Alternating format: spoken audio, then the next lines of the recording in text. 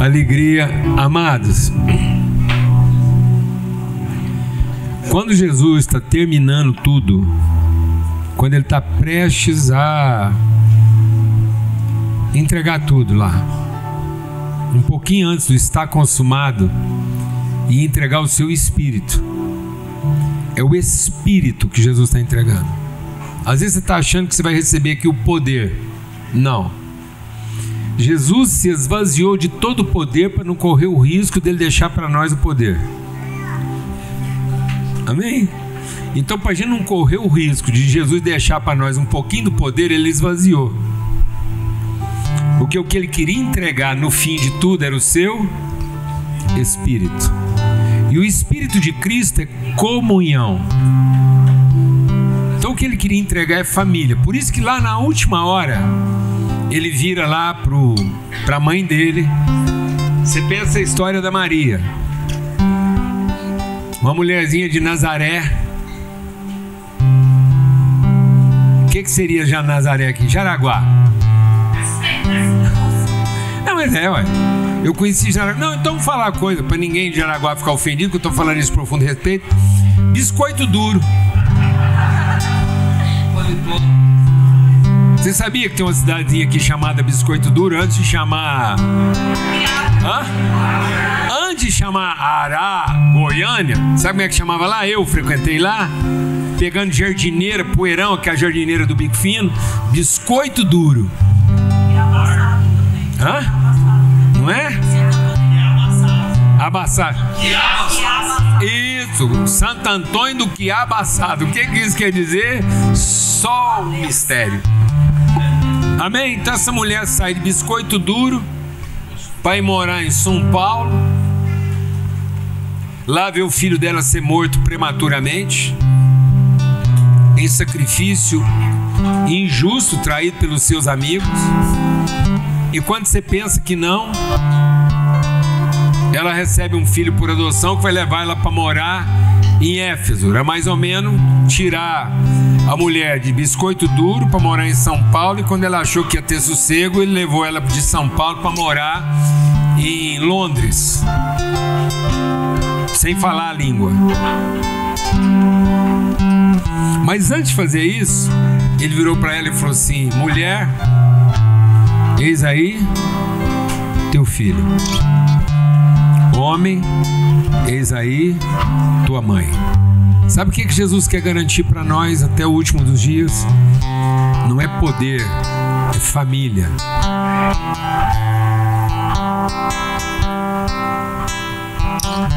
Por isso, batismo não é para garantir o direito de ir para o céu. Batismo é para ter certeza que nós fazemos parte da família. Por isso que aqui nessa paróquia a gente batiza o quê? Criança. E hoje, cada dia é um batismo. É papai Enzo, amém? Batizando a sua querida Rebequinha, cheio de... Não, faz a pose da hora que você estava tocando o violão para a Rebeca cantar, pai. Fazia tempo que eu não te via daquele jeito. Não, pai. Faz que... Não foi assim, não. Deita a cabeça. Graça. Eu lembrei da época que eu tocava. Não, ele foi arrebatado. Vocês não viram o arrebatamento do homem, não? O exemplo. Entendeu? Aí, olha lá. Sabe o que é isso? Sabe o que é isso? Batismo. É verdade. Batismo de afeto, de pertencimento. Amém? Amém. Por isso, vem cá, Anderson. Vem cá. Marília, Luiz, Dulce, Lígia, todo mundo. Os pequenos Maitê e Miguel. Vem cá, bem. Vem cá, bem. A Alana não vai querer perder os batismos. Você acha que a tia Alana, a avó Alana vai querer perder os batismos? Vai aqui, bem. Sente o poder dessa Maitê aqui, aqui. Amém? É isso. É isso que Jesus falou. Recebam. E a gente está transformando o batismo numa coisa religiosa. A gente está transformando o batismo num sinal de crença e não num testemunho de fé. Batismo não é um sinal de crença. Batismo não é para legitimar a crença de ninguém. Batismo é o testemunho de que nós temos fé na família. E fé é uma coisa que acontece antes de que ela seja vista. Às vezes você está esperando o seu filho ser crente para poder batizar ele, em vez de você ter a fé de batizar ele para ele poder crer. Glória a Deus, amado. Batiza ele na família, acolhe, adota, testemunha, dá testemunho. Não espere seu filho ser crente para você acreditar que agora ele é convertido. Mas tenha fé inabalável de quem Deus falou que ele é, para que a sua fé inspire a fé dele, e não para que a crença dele alimente as suas crenças.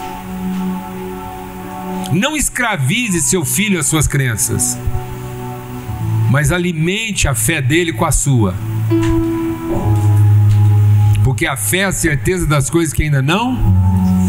Sabe, nós estamos aqui batizando a Maite e o Miguel. Miguel, eu tenho que ler, sabe? Porque a minha mãe, a avó Rízia, ela tinha dificuldade de nome. E ela chamava os filhos dela quase tudo, né? Tudo de coisinha. Então, para mim não chamar você de coisinha aqui hoje, eu pedi para escrever o nome, tá bom? Senão eu ia batizar o coisinha. Eu tenho uma raiva comigo. Eu estava dentro de um ônibus lá na Turquia e o cara falou o número da senha do Wi-Fi uma vez. Foram 7 números. Sabe o que aconteceu? Eu decorei de primeira. No dia, não, sem anotar nada, eu já sabia qual era a senha do Wi-Fi. Raiva, porque eu queria saber o nome de todo mundo do ônibus, mas não queria lembrar o número da senha. E eu lembro o nome da senha, mas não lembro o nome das pessoas, entendeu? Por isso que quase toda senha de Wi-Fi eu queria batizar ela de coisinha. A senha do Wi-Fi, coisinha, porque eu não esqueço, tá bom? Valeu, Miguel. Amém? Quem crê nessa palavra? Nós estamos aqui celebrando a fé na família. Por isso, Anderson, hoje é o testemunho daquilo que ainda não se viu. Viu, Maria? Não é para alimentar a expectativa do que você quer ver. Esses meninos aqui estão livres de qualquer expectativa do que vocês querem ver. Não sobrecarrega eles com a expectativa do que vocês gostariam de ver, mas fortaleçam a fé deles na certeza daquilo que ainda não se viu. Que esses filhos não terminem correspondendo à sua expectativa, mas que eles surpreendam você com aquilo que você nunca viu. Essa menina vai fazer você ver o que você nunca imaginou que você veria. Esse homem vai levar você por lugares que você não iria, não fosse o testemunho dele. Essa é a nossa fé, amém? Quem crê nisso? Amém, Lígia? Glória a Deus. Vamos lá, bem? Eu queria dar uma palavra para o Anderson, chefe dessa casa. Claro que o marido também. É muito bom a gente caminhar com vocês. Vocês realmente nos inspiram. O Anderson é um marido, um pai incrível. E a Maria, assim, a fotografia fala da beleza deles. Um dia a gente fez isso com fé com os nossos 5 filhos. E até eles testificarem aquilo que a gente por fé ofereceu a eles. Para alguns foi mais rápido e para outros foi mais demorado. Mas o que você está decidindo hoje, Anderson, e você, Marília, esse momento no céu, na eternidade, na terra, e as fotos que hoje vão ter, tem muita autoridade espiritual sobre os seus filhos. Eles vão poder sempre ler em vocês que os meus pais decidiram que a minha vida pertence a Jesus. E que o Senhor te dê cada vez mais, Anderson, essa força linda que você tem pela vida, esse homem empreendedor, mas acima de tudo, esse pai que esses 2 filhos precisam todos os dias. E eu vejo o seu esforço, viu? Eu queria testemunhar sobre essa casa para a congregação. em nome de Jesus, a gente quer fazer isso com muita alegria. Né, Miguel? A vovó trocou falda do Miguel, ele não lembra. Vamos, Luiz. Miguel e Maitê, quero falar para vocês que provavelmente essa água mais bem temperada que um batizando já teve aqui, porque o Luiz é que arruma água aqui, mas para vocês dois eu acho que hoje, viu? Aí, viu? Olha aqui que o vovô arrumou para você. Põe a mão aí para você ver. Olha aqui. Olha lá, Miguel. Olha lá. O Miguel vai ajudar a batizar a Maitê, ó. É o Miguel, ó.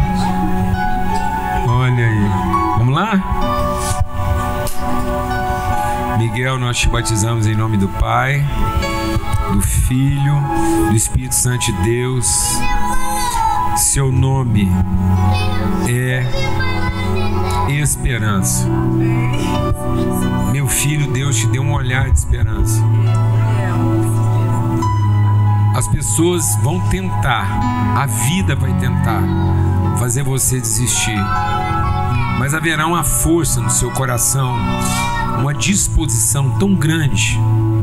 O seu olhar, meu filho, é de quem tem esperança, é de quem representa a esperança. Por isso Deus vai te colocar em condições às vezes que ninguém mais entraria, mas você vai entrar.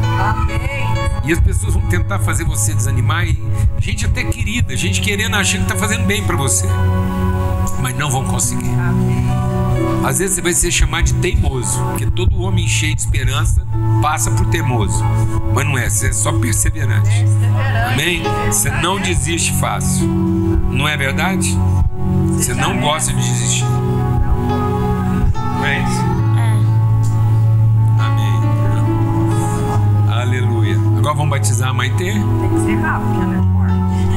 E aí é que tá. Maitê, nós te batizamos em nome do Pai, do Filho e do Espírito Santo. E o seu nome é força. O seu pai vai assumir um compromisso cada vez maior de orar pelo homem de Deus na sua vida.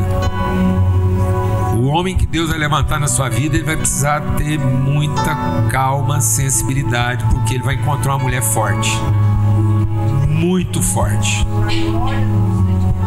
Uma mulher que não tem medo de fazer força.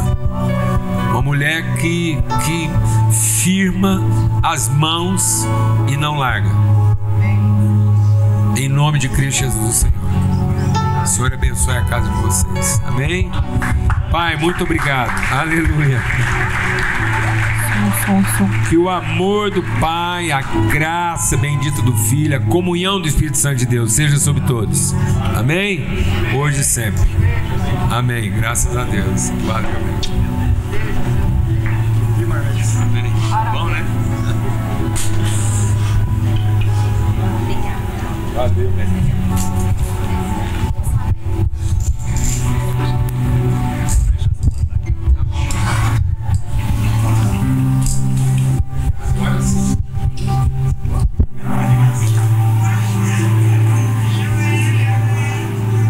Bom dia. O Mateus começou aqui a nossa reunião, nosso encontro, falando a respeito dos tipos de solo, né, para uma mesma semente, a semente da palavra. Às vezes, nós olhamos essas parábolas, aliás, na maior parte das vezes, nós olhamos essas coisas todas e pensamos em alguém que se encaixa bem com essas coisas, né? A gente lê as realidades, os princípios, os valores das escrituras de uma forma geral, sempre aplicando aquilo a outras pessoas. Mas no fundo, num certo sentido, essas 4 sementes são nós mesmos, somos nós. Em alguns momentos nós recebemos uma palavra, como Mateus leu, como nós não a entendemos, como nós não permitimos o entendimento acessar o nosso coração, o maligno vem e leva essa parábola, leva essa semente. Eu queria orar aqui agora, antes da gente começar o compartilhar da palavra, nesse sentido. Que não haja espaço para o não entendimento daquilo que Deus quer trazer para você hoje. De tal forma que a palavra que Deus tem para você acesse o seu coração e que de forma alguma o maligno faça o que os pássaros fazem com as sementes quando elas estão num terreno muito duro. que os nossos corações não sejam um terreno duro para aquilo que Deus tem para nós hoje.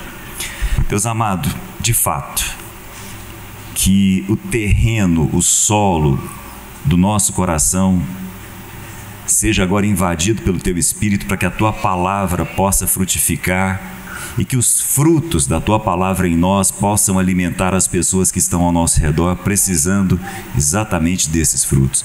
Em nome de Jesus. Muito bem, na primeira reunião, depois se vocês quiserem olhar lá no YouTube, muito provavelmente nós vamos mudar um bocado do que nós conversamos na primeira reunião, mas nem tanto assim. Paulo Júnior acaba de chegar da Turquia, foi fazer uma viagem muito rica. Em 2023 eu tive a chance de fazer a viagem de maneira muito semelhante, né, passando pelas ruínas daquilo que foram as 7 cidades citadas por João em Apocalipse. E aí, muito a propósito, eu queria te convidar para abrir lá em Apocalipse, no capítulo 1, e queria conversar algumas coisas com vocês a respeito exatamente disso e te provocar algumas lembranças daquilo que você viveu lá, daquilo que nós vivemos lá, né, em momentos diferentes, né? E a primeira coisa, todas as vezes que eu penso em Apocalipse, aliás, as 2 primeiras coisas que eu queria deixar antes da gente começar é a seguinte: se você olhar capítulo 1, versículo 3, você vai enxergar uma coisa sutil, bem sutil, que todas as vezes que eu penso em Apocalipse eu faço questão de frisar. Diz assim no versículo 3: bem-aventurado, feliz aquele que lê em voz alta as palavras dessa profecia, e bem-aventurados aqueles que ouvem e guardam as coisas nela escritas. Presta atenção, porque tem um detalhe que é sutil aqui e a gente não percebe. Bem-aventurado no singular, aquele que lê em voz alta o que está escrito aqui. E bem-aventurados no plural, aqueles que ouvem. Primeiro século, quando essa carta, e esse é um detalhe fundamental, Apocalipse não é um livro, nem de teologia, nem de escatologia. O Apocalipse é uma carta de um preso no final da vida para igrejas que faziam parte do dia a dia dele. João escreve da ilha de Patmos uma carta para todos aqueles com os quais ele compartilhava muito afeto nos últimos dias da vida dele. E aí, quando essa carta chegava, então, por exemplo, a carta chegou lá em Filadélfia, que é inclusive o que não tem quase nada de ruína hoje, né? Então chega lá em Filadélfia, uma pessoa se levanta, se coloca de pé, como o texto está aí dizendo, e lê.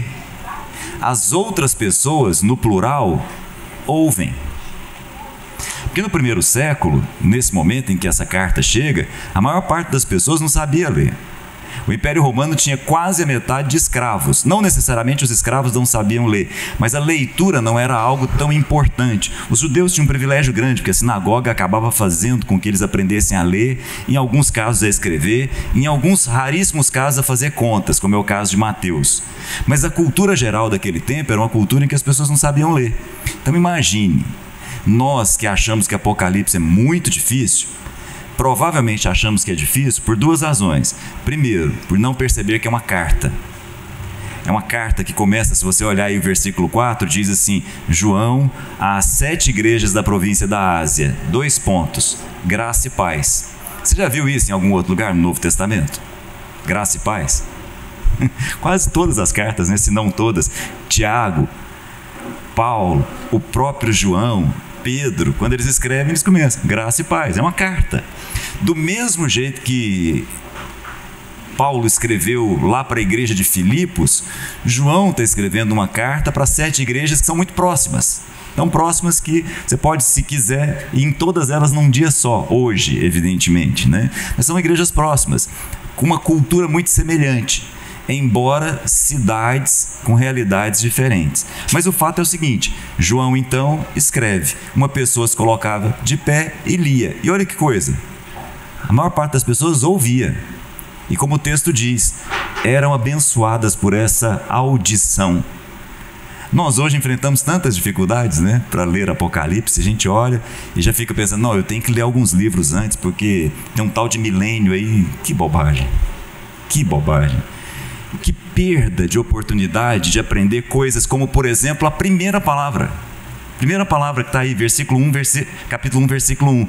O nome do livro. O nome do livro é, como nós costumamos dizer, Apocalipse. Mas a primeira palavra que está aí é Apocalipse. Na nossa versão, na nossa tradução, qual que é a palavra que está aí? Revelação. Em inglês ficava melhor, né? Em inglês, revelation, né? Para nós, Apocalipse. O que é Apocalipse? Isso é interessante. Apocalipse é, ou se você preferir, revelar, significa que você jogou luz sobre alguma coisa que não estava sendo vista. Eu vou repetir, porque isso pode mudar completamente a nossa leitura de Apocalipse. O Apocalipse é uma carta que joga luz aonde os nossos olhos não estavam enxergando. Por exemplo, quando a gente olha a vida de José, sabe José, filho de Jacó, lá do Egito? Algumas pessoas acham que tem dois escritores escrevendo a história de José, porque à medida que a história de José vai sendo narrada, em vários momentos aparecia uma frase assim: e o Senhor era com José, e o Senhor era com ele. Fica parecendo que houve um segundo escritor, anos depois, que fez inserções de textos ali. Por quê? Porque se você prestar bem atenção, a história de José, ela é apresentada para a gente de dois pontos de vista. Tem um ponto de vista de quem está olhando e falando assim: a vida desse cara está ferrada, cada vez pior. Ora, pensa comigo, era um príncipe, o pai dele o elegeu como príncipe, deu para ele uma túnica de príncipe. Os irmãos, ao invés de matar, a ideia inicial era matar, ao invés de matar, joga num poço. Do poço, ele entra numa carroça e é vendido. Gente, em 24 horas, a história desse homem é a história de um príncipe que vira escravo. Mas ok, o texto diz, o Senhor era com ele. Não era com ele no sentido de libertá-lo, era no sentido de fazê-lo, naquela casa onde ele era escravo, ganhar a confiança do Senhor.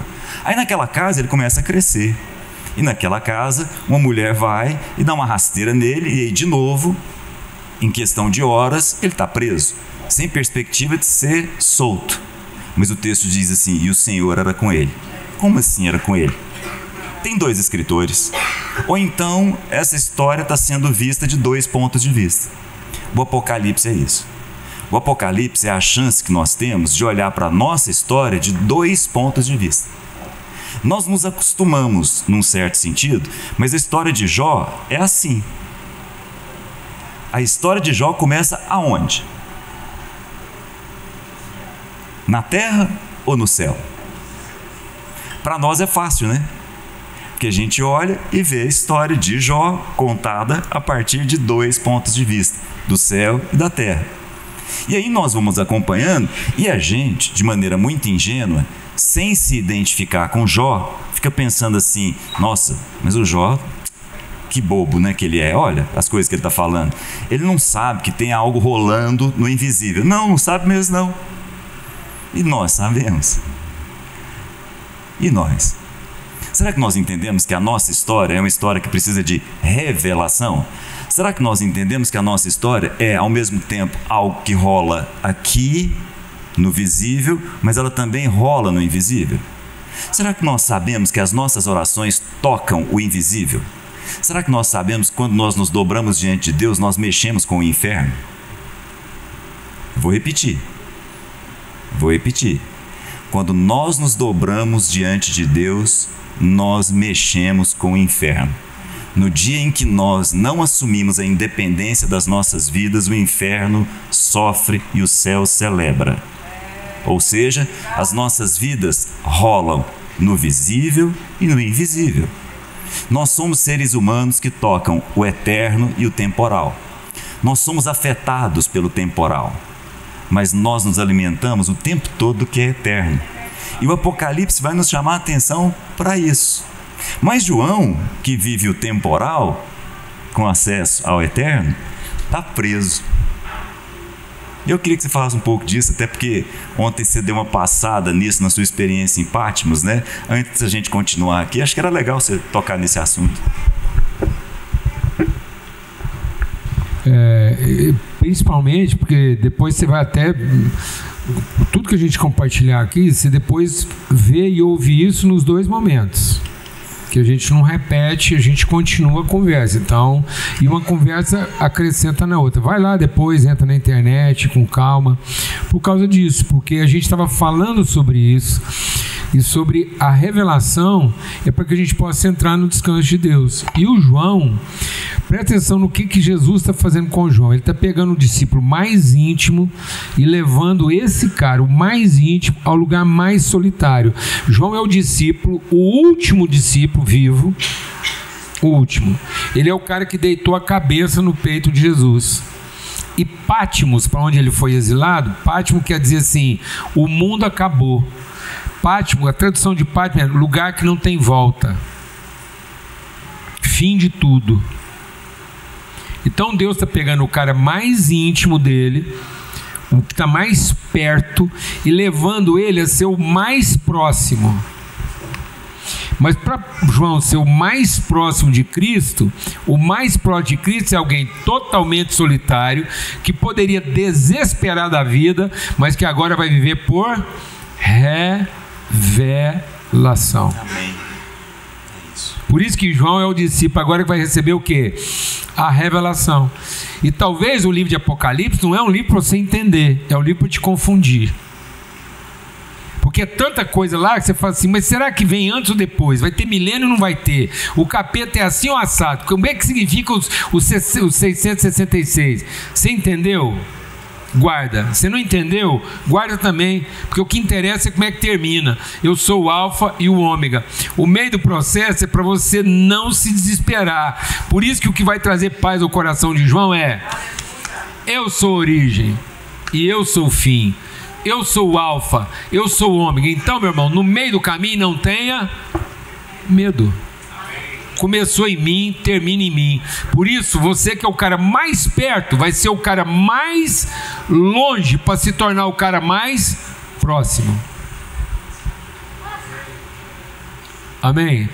Então a sua proximidade com Cristo está no percorrer a sua maior distância. Sabe quando Deus te leva? Porque foi assim que Jó concluiu. Sabe o que Jó concluiu? Onde houve revelação? Tudo que eu tinha medo me aconteceu para que eu parasse de ter medo.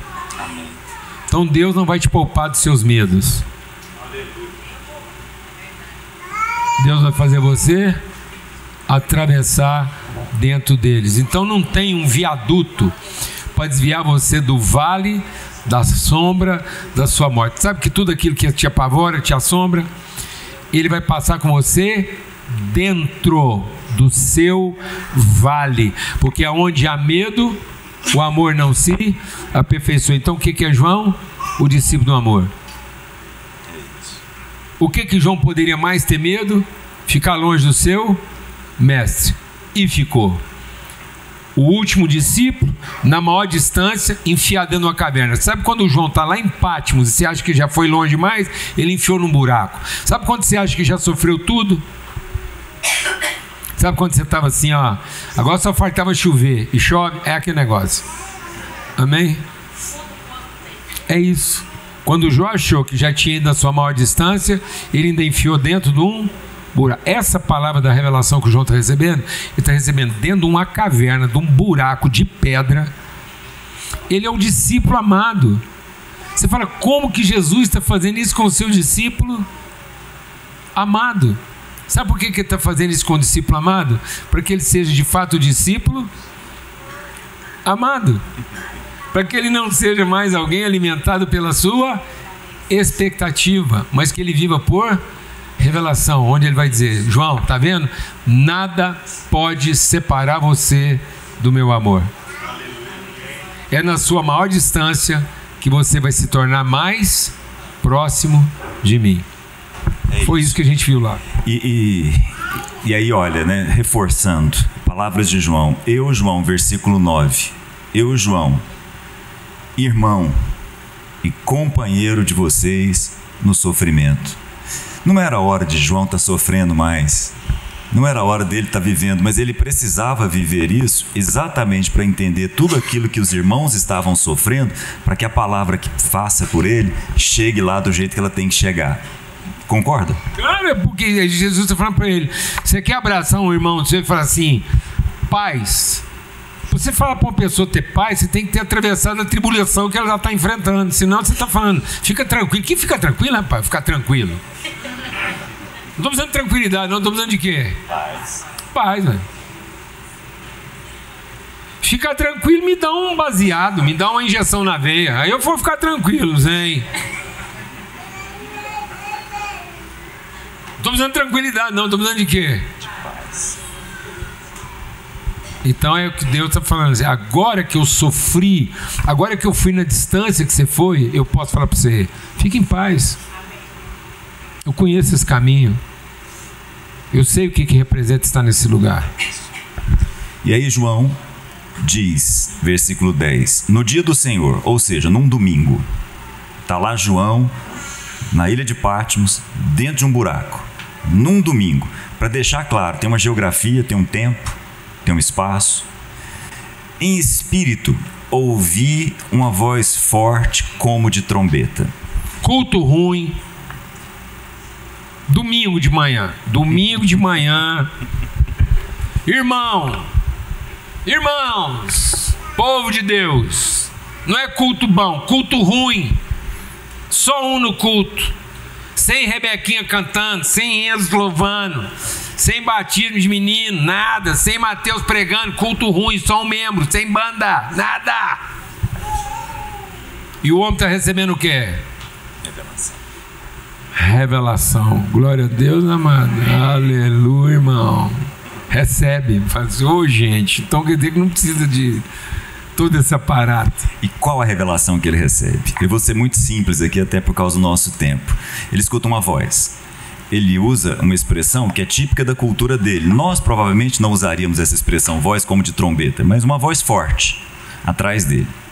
Então ele escuta uma voz, ele vira, o texto diz pra gente, ele vira. Quando ele olha para trás, ele vê alguém com a semelhança de um ser humano, é o que ele diz, andando entre candelabros. Candelabros naquela época, né, a gente se acostumou com as luzes que estão em cima, os candelabros vêm de baixo. Então tem um ser humano andando entre os candelabros. E aí, esse ser humano que anda entre os candelabros começa a conversar com João. E João cai como que morto. Aí essa pessoa chega perto dele, coloca a sua mão nele e lembra. Eu acho que ele lembra assim, João, você já passou por isso uma vez, você estava num monte comigo uma vez, você caiu desse jeito também, porque eu me apresentei rapidamente na minha glória. E você caiu.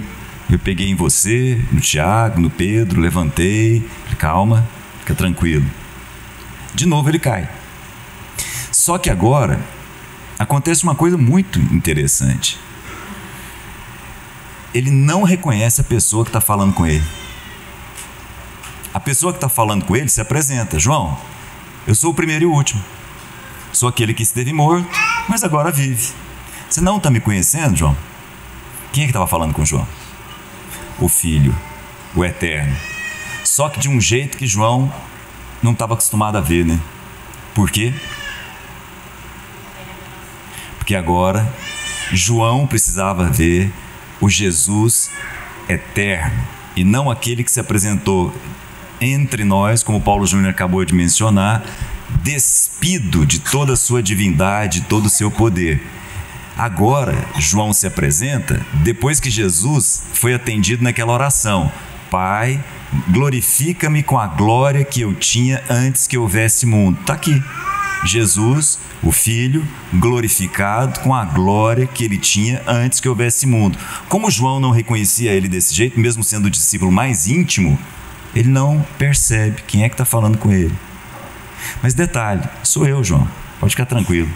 Só que sou eu na dimensão que você vai começar a acessar a partir de agora. Sabe por quê? Para que você entenda que os seus sofrimentos têm sentido. Eles podem até não ter sentido nesse mundo, mas num outro mundo que você também acessa, isso tem sentido, isso tem direção, isso tem propósito. Esse é o Apocalipse. É nesse momento. Eu queria chamar a atenção de vocês só para isso, só para esse aspecto. Há algo mais. As nossas vidas não se resumem àquilo que os nossos olhos estão vendo. As nossas vidas não se resumem àquilo que as nossas mãos estão tocando. Se fosse assim, expressão de Paulo, nós seríamos os mais infelizes de todos os homens. Nós seríamos os mais enganados de todos. Mas nós, os que cremos na ressurreição, acessamos aquilo que Paulo chamava de regiões celestiais, que são habitadas por potestades, são habitadas por anjos e demônios, mas também são acessadas por nós. E nesse lugar há um trono. E trono, em qualquer cultura, quer seja nessa, quer seja na nossa, quer seja da época da Assíria, trono é lugar de quem manda. Há um trono. Desse trono saem todas as coisas que nós não entendemos, mas sempre a nosso favor, porque nós fazemos parte desse plano e desse projeto eterno, e não do que é temporal. Quem olha para a vida de João, quem olha para a vida de Tiago, Tiago apóstolo, quem olha para a vida de Pedro, fala: puxa, essa vida deu errado. Olha o jeito que eles morrem. Olha quantas escrituras eles deixaram para os filhos. Aliás, olha como é que estava a casa deles. Aparentemente, um insucesso profundo, a não ser da perspectiva que nós conseguimos enxergar a história de Jó, nós conseguimos enxergar a história de José, e agora, quem sabe, a gente seja despertado para enxergar a nossa história. A nossa história não rola só nessa dimensão. A nossa história também acontece numa outra dimensão. Há um escritor nas nossas vidas escrevendo algo que passa por aqui e passa por lá. O Pai Nosso está onde? Nos céus. E a vontade dele nas nossas vidas, seria bom que ela fosse feita aqui na terra, como ela é feita nos céus. Amém?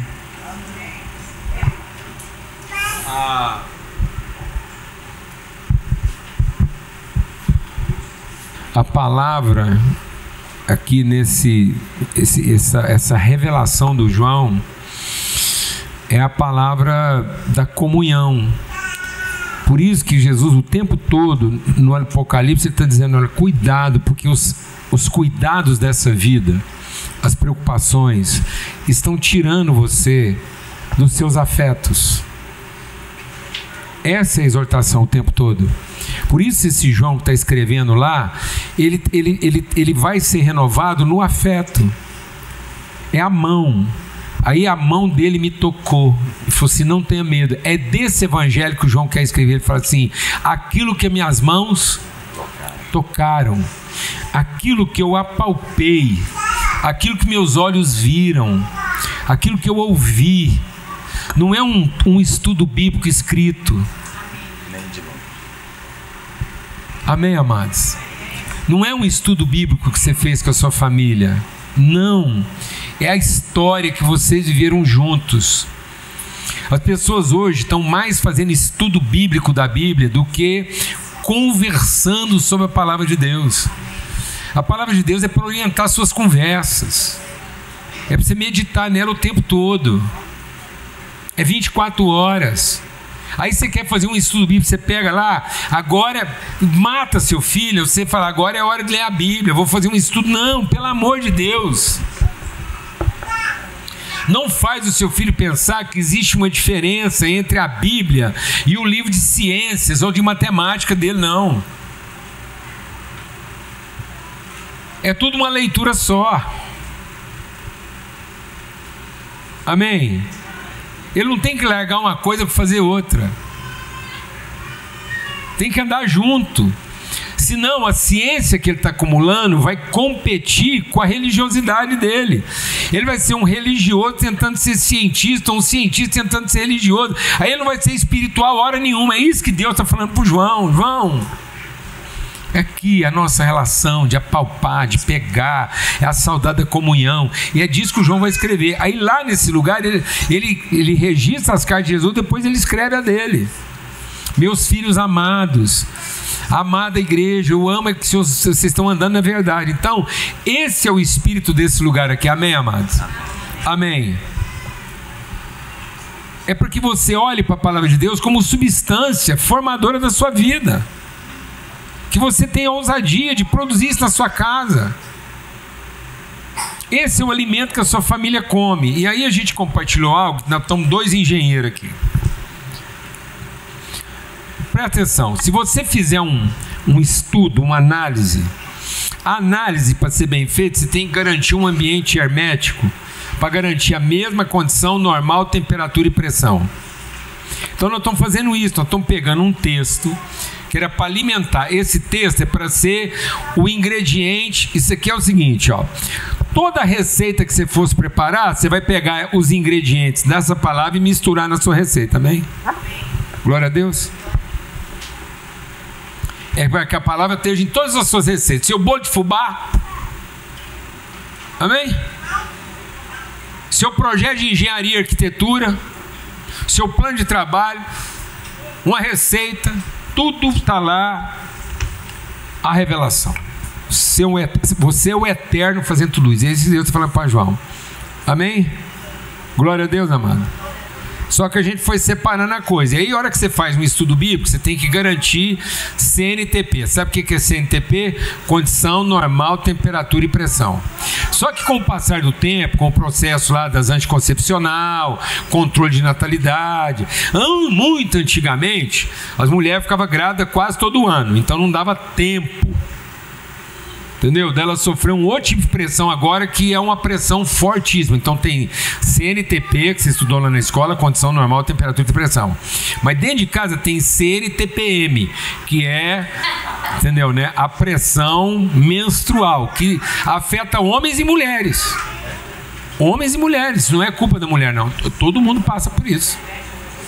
Isso é uma crise, é um estresse, é uma pressão. Isso quer dizer o seguinte: se você fizer um estudo bíblico com a sua mulher, você fala assim, bem, vamos estudar a Bíblia. Querida, a gente está precisando estudar a Bíblia. Aí você pega esse homem, faz um estudo bíblico com ele lá no seu quarto, 8 horas da manhã, dia começando, ar-condicionado assim, 22, penumbra, amém?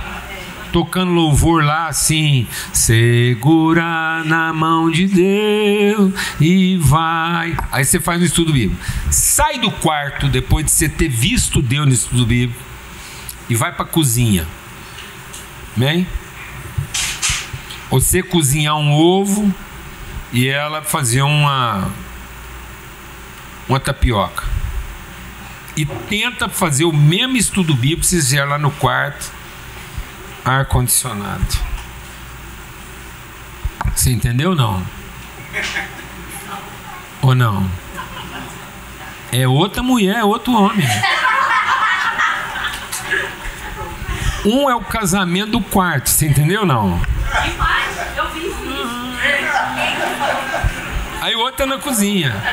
Aí você despacha o único membro da sua congregação, segunda-feira de manhã, e ele dá uma volta. Volta 5 horas da tarde, tenta fazer o mesmo estudo bíblico. Ele está casado com outra pessoa, porque é outra condição normal, temperatura e pressão. Então eu tenho que viver o quê? É isso que Jesus está falando para o João. João, haja o que houver, qualquer que seja a história que o mundo vai escrever daqui para frente, ainda que se levante reino contra reino, ainda que o dragão do inferno se levante para devorar a virgem, eu sou o livramento, eu sou a garantia. Eu sou fiel à palavra que eu empenhei com você, mas não sou leal ao que você é capaz de fazer. Deus não tem compromisso com o que você vai fazer, mas Ele empenhou uma palavra com quem você vai se tornar. Por isso, é o seguinte: isso aqui chama-se eficiência. E agora eu vou fazer uma coisa que alimenta a eficiência na frente de vocês.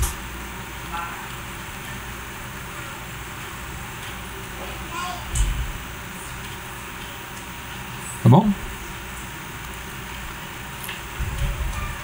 Tá bom? Não, você não sabe, tá bom. Eu que sei. Mas você não sabe se isso aqui tá gostoso? Ah, então você fica na sua, porque eu que sei se tá bom ou tá ruim. Quem sabe se a laranja já tá doce sou eu que tô chupando, não é você que tá olhando. Então a eficiência só alimenta um ser humano. O meu tá. Isso é eficiência. Paz. Agora eu vou fazer uma coisa eficaz.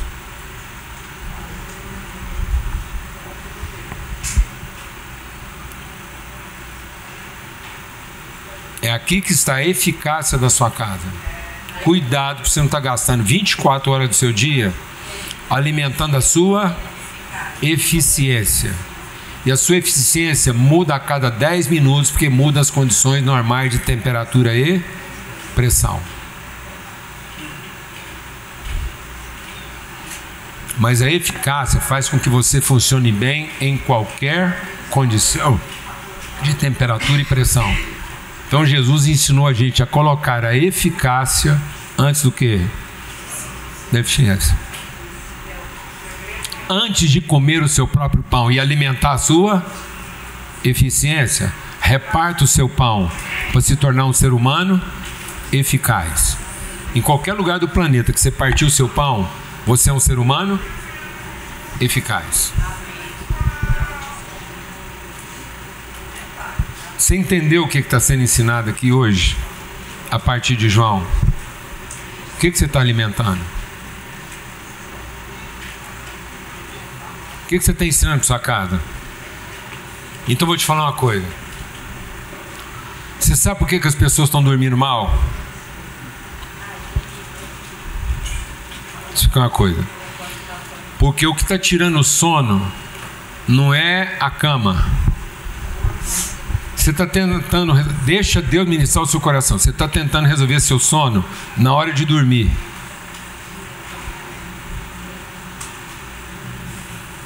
Sabe onde é que você perdeu o seu sono?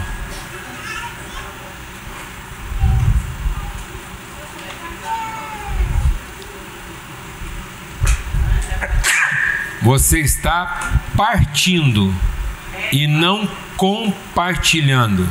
Uma coisa é alimentar quem está com fome, outra coisa é ter paz para ter comunhão.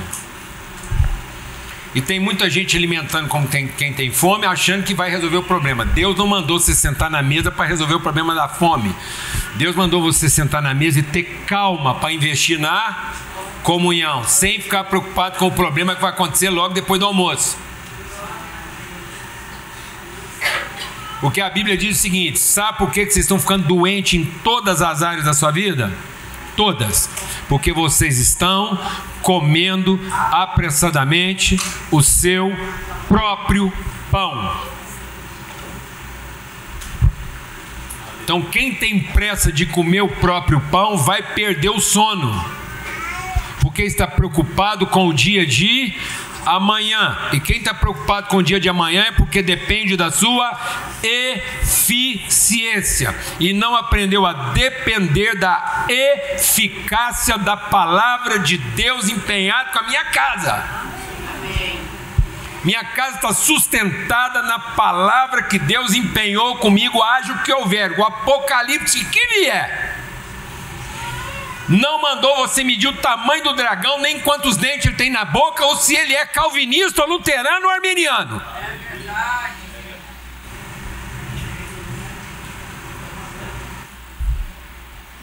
Interessa o apelido do dragão. Não interessa quantos demônios tem, se pode chamar legião. Interessa o nome que ele me deu na eternidade, e a palavra que ele empenhou de tornar isso o quê? Eficaz, independente da minha eficiência. Se quebrar, se pregar minhas duas mãos, seu Salvador salvou você com as duas mãos pregadas. Aleluia. E com os dois pés incapazes de andar. Sabe como é que Cristo me salvou? Sem poder fazer nada por mim, mas sendo fiel até o fim à palavra que ele empenhou comigo. Aleluia. me ensinando que o que salva minha casa não é o que eu faço por ela, mas a palavra que eu empenhei com ela e vou sustentar até o fim. Para que haja o quê? Paz. Isso é eficaz. Porque sem paz eu estou comendo o quê? Apressadamente. E quem come apressadamente está preocupado com o dia de amanhã. Então ele teve um almoço apressado, o que ele vai perder de noite? Quer recuperar o sono? Melhora o seu almoço. Quer ter uma noite de paz na sua casa? Melhora o jantar. Acalma todo mundo, fala assim, gente, calma, paz.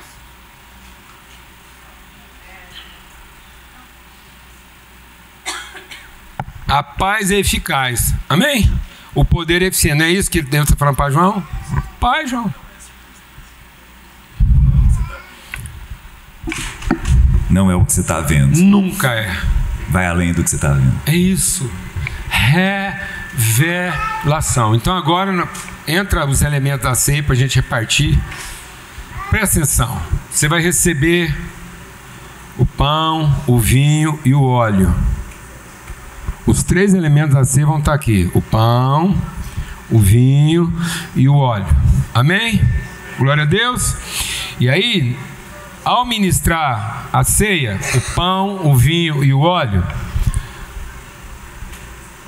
espera só um minutinho, vem para cá, mas espera só um minutinho para começar a distribuir. O pão, o vinho e o óleo, por quê? Porque aí você vai repetir mentalmente: o pão nosso de cada dia nos dá hoje. Amém? Então agora, crianças, olha para cá. Você consegue repetir igual a gente faz com o menino? O pão. Faz assim com a mãozinha. Nossa. Não é meu. É nosso. Então o pão só é eficaz se ele for nosso. Amém? Não é meu marido, é nosso marido. Amém? Glória a Deus. Vai ficar em paz. Amém, Mateuzinho? Não é minha mulherzinha, não. É nossa. Marcelinha é nossa. Nossa. Deus te deu essa mulher maravilhosa para nós ter paz. Amém? Não para você ter tranquilidade. Essa mulher não é essa tranquilidade. Essa mulher é a nossa paz. Então ele vai te dar. Deus me deu uma mulher boa para você ter paz. Glória a Deus. Mas eu não sou o maridinho dela. Eu sou. Nossa, glória a Deus, amado. Essa mulher linda que vocês estão vendo aqui, ela é nossa. Glória a Deus. Para ter paz. Então eu não fico prejudicado que alguém for lá tirar minha mulher. Não, eu fico em paz. Porque eu só vou ter paz lá em casa se essa mulher for nossa. Porque se ela for minha, eu não tenho paz. Eu tenho alguma tranquilidade enquanto eu estou sendo eficiente, mas depois, na hora que eu não sou eficiente, eu não tenho sossego, porque eu não sou eficaz. Isso só é eficaz se a mulher for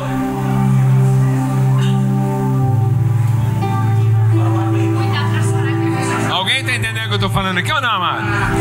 Repete então comigo: o pão é e ele é de mês que vem, o ano que vem. Não estou chocado, é o pão de cada dia. E ele te dá para o ano inteiro? Hein, meu irmão? Ele te dá pão para o ano inteiro? Ele deu pão para você guardar o ano inteiro? Não, ele vai te dar pão cada dia o ano inteiro. Mas ele não vai te dar para o ano inteiro o pão de cada dia. Acompanhou o raciocínio? Não. Você está querendo o pão do ano inteiro. Aí você não junta o pão do ano inteiro, está faltando o pão do quê? Sua família não está comendo o pão de cada dia porque está esperando você juntar o pão do ano inteiro.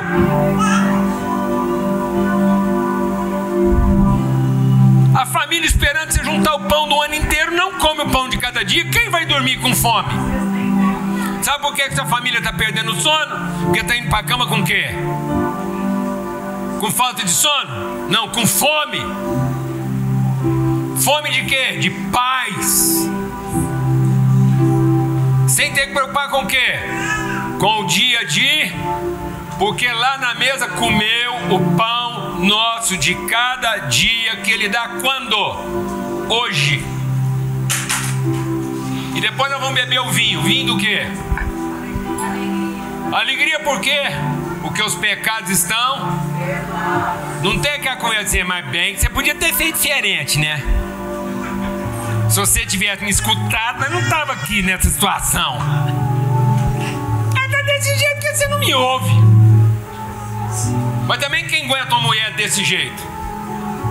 Você é pior do que a sua mãe? Seu pai tinha razão. Infartou cedo para não aguentar o pacote. Eu sei que essas conversas não acontecem por aqui, mas pode ser.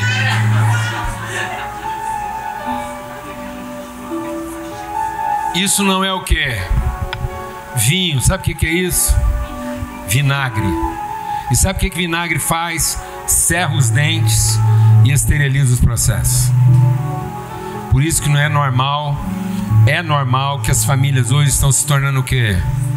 Estéreis e rancorosas. Dente fechado. Gente do dente fechado e com raiz de amargura no coração, que não querem ter filhos porque tem medo de amanhã. Amém? E o óleo vai trazer o que? Cura, porque vai ser uma mesa de comunhão. E na sua mesa sempre vai ter comida para quem? Para todo mundo. Para todo mundo. Vai faltar pão, eles? Não vai faltar pão. Deus prometeu. É isso que Deus está falando para João. Amém? Somos nós, João. Se somos nós, é isso que Deus está falando para o João lá em Pátimos. João, sabe quando você estiver lá na caverna? Sabe quando você achar assim que a vida te arrancou tudo? Sabe quem vai falar com você? O meu Espírito. E aí, sabe de quem que você vai lembrar? Dos seus irmãos.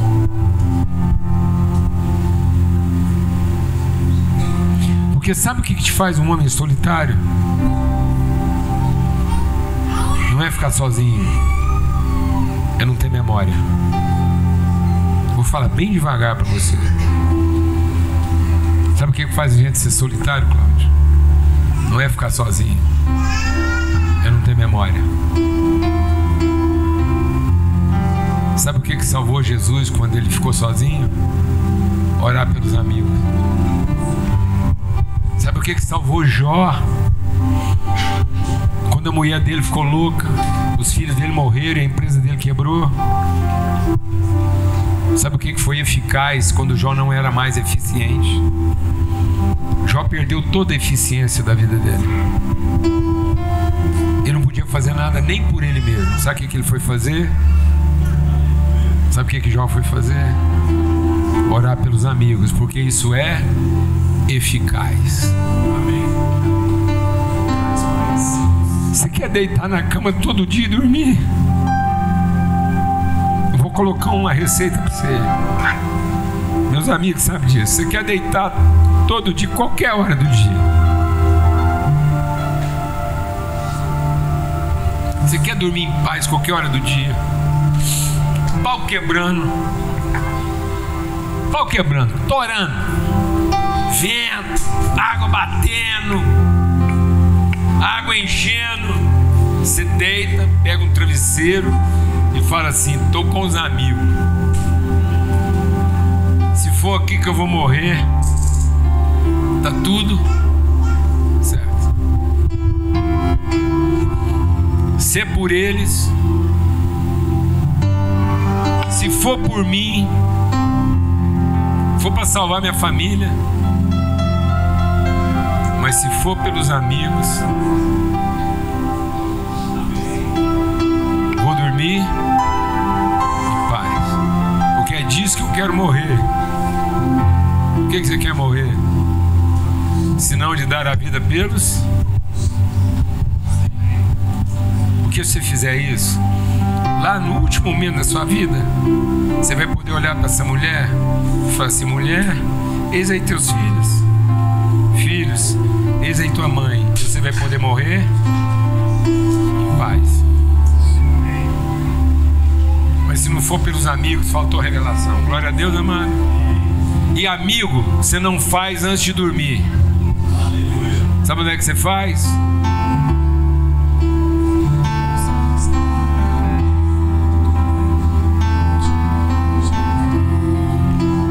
Sabe como é que você faz, amigo?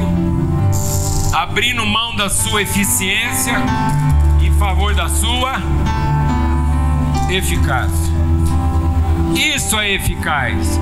Quando você quebra a sua eficiência em favor do quê? Das suas relações, da sua amizade. Glória a Deus, amado. Quando você abdica do seu controle em favor da relação. Glória a Deus. Manter o pão. Ter um armário cheio de pão fala da sua eficiência. Quebrar o pão fala da sua eficácia. Traga a memória.